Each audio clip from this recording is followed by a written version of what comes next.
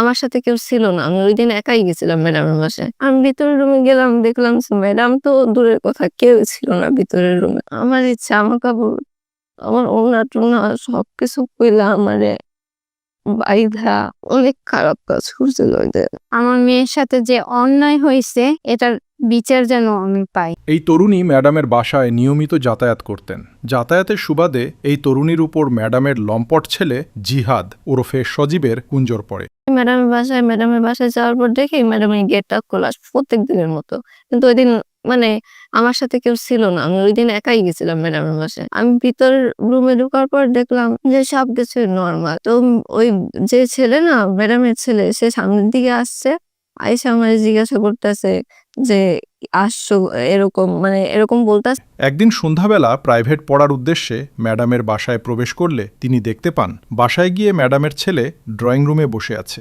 ম্যাডামের কথা জিজ্ঞেস করলে সজীব ভিতরের রুমে আছে বলে এই তরুণীকে ভিতরে পাঠিয়ে দেন।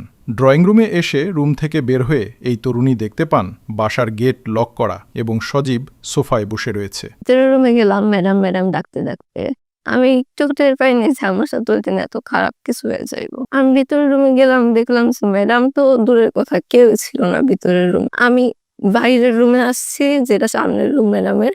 আসার পর দেখি গেট আটকায় সে সোফায় বসে রয়েছে।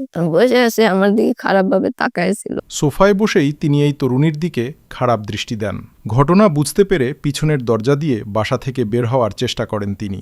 এই সময় পিছন থেকে তাকে জাপটে ধরেন লম্পট সজীব। এরপর সোফার উপর নিয়ে এসে তার হাত ও মুখ বেঁধে ফেলেন। যখন বুঝতে পারছি যে আমার সাথে খারাপ কিছু করব, আমি পিছনের রুমে আরেকটা গেট আছে, ওটা দিয়ে বাইরে যাওয়ার জন্য আমি আর কি দৌড় দিছি। কিন্তু তখনই আমার পিছন থেকে এসে ধইরা আমার এই জামা-কাপড়, আমার ওড়না-টোড়না সবকিছু খুইলা আমারে বাইন্ধা অনেক খারাপ কাজ করছিল।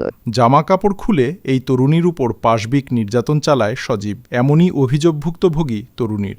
ঘটনার এখানেই শেষ নয়। মোবাইল ফোনে সেই ঘটনা ধারণ করেন সজীব। হাতে পায়ে ধরে কান্নাকাটি করেও এই তরুণী নিস্তার পাননি। এই ঘটনা কাউকে জানালে তরুণীর ছোট 2 বোনের অবস্থাও একই রকম হবে, হুমকি দিয়ে লম্পট সজীব বলেন। আমার ভিডিও করছিল। আমি ওই সময় অনেক ছোট চিৎকার করছিলাম, কেউ শুনেও নাই। তারপরে আমার অনেকক্ষণ ধমকাইলো যে এগুলা কারোর কাছে বলবি না। আমার বলতেছিল যে আমি যদি কারোর কিছু বলি, আমার ছোট 2টা বোন আছে, ওদেরও সেম কাজটাই করবো। এই ঘটনা ধামাচাপা দিতে তরুণীকে অ্যাসিড মারার হুমকিও দেওয়া হয় বলে অভিযোগ।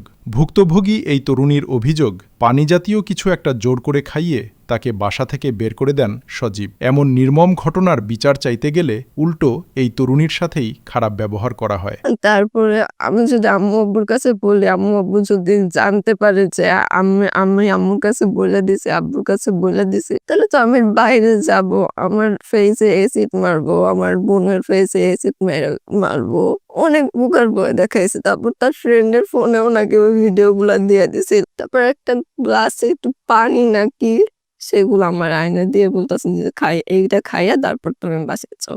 খাইতে চাই নাই, জোর করে পানিটা খাওয়াইছিলাম। খাওয়ার পরে আমারে এই রুইয়া পোলের এইখানে নিচে আইসা। ভুক্তভোগী এই তরুণী জানান, বিষয়টি জানার পর ছেলের বিরুদ্ধে ব্যবস্থা না নিয়ে উল্টো তাকে বিভিন্নভাবে হুমকি দেন শিক্ষিকা। ভুক্তভোগীর মা বলেন, পড়ানোর নাম করে বাসায় ডেকে নিয়ে পরিকল্পিতভাবে এই ঘটনা ঘটানো হয়েছে। মিথ্যা বলতেছে। আমি যতবার বিচার চাইতে গেছি, স্কুলে গেছি ভালোভাবে, পরীক্ষা দিতে গেছি, সেখানেও আমার সাথে সবাই খারাপ করতেছে। উল্টা আমার দোষ। আমি কি অপরাধ করছি? আমার সাথে জোর করে করছে, আমি তো অপরাধ করি নাই। আমার এই কেন দোষারোপ করা হইতেছে বারবার? মেয়ের সাথে যে অন্যায় হইছে এটার বিচার যেন আমি পাই, আর কিছু না। রাত্রে স্বামী স্ত্রী ঘুমাই না, সিসি ক্যামেরার দিকে চাইয়ে থাকি। কারণ এই এলাকার বড় বড় যারা মানে পাটিপুটি করে লোক, তাদের সে সবাই রে হাত করে লইছে। কখন আমার ঘরে লোক পাঠাই দেয়, কখন যে আমাদের বিপদ হয়, এই চিন্তা আমাদের ঘুম হারাম। দর্শন মামলা করছি যে ম্যাডামের ছেলে জিয়াদুল ইসলাম সজীব, ও আমার মেয়ের এরকম দর্শন করছে, এই জন্য মামলা। এদিকে বরিশাল নারী ও শিশু নির্যাতন দমন ট্রাইব্যুনাল আদালতে ভুক্তভোগীর মা মামলা দায়ের করেছেন। তবে আসামিরা এখনও গ্রেপ্তার হয়নি।